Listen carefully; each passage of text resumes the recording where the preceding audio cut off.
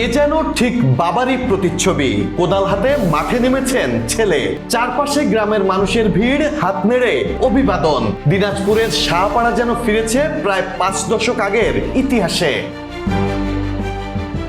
1977 সালে এখানেই স্বেচ্ছাশ্রমের মাধ্যমে খাল খননের কাজ শুরু করেছিলেন সাবেক রাষ্ট্রপতি শহীদ জিয়াউর রহমান। আর ঠিক সেই স্মৃতির পুনরাবৃত্তি ঘটালেন তারই পুত্র বর্তমান প্রধানমন্ত্রী তারেক রহমান।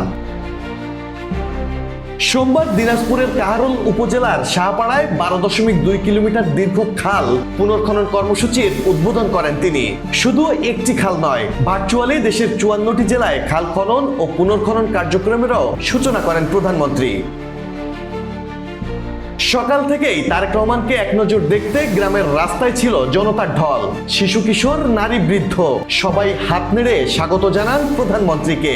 গ্রামের বয়োবৃদ্ধ বাসিন্দারা বলছেন, শহীদ জিয়া যেমন মানুষের সঙ্গে খাল কাটতেন, আজ তার ছেলে সেই কাজই করছে।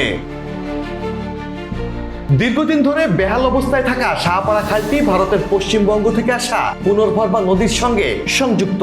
খালটি পুনর্খনন হলে জলাবদ্ধতা কমবে, কৃষি জমিতে সেচ সুবিধা বাড়বে, আর খাল নির্ভর অর্থনীতিতে নতুন প্রাণ ফিরে আসবে। একই সাথে খালে পানি থাকলে মাছ চাষ হবে, দুই পাড়ে গড়ে উঠবে সবুজ বনায়ন, এমনটি আশা করছেন স্থানীয়রা।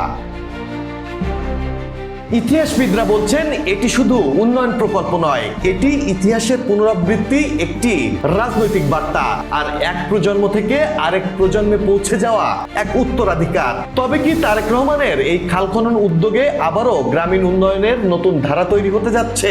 সে প্রশ্নই এখন সবার মনে। Desk report, politics BD.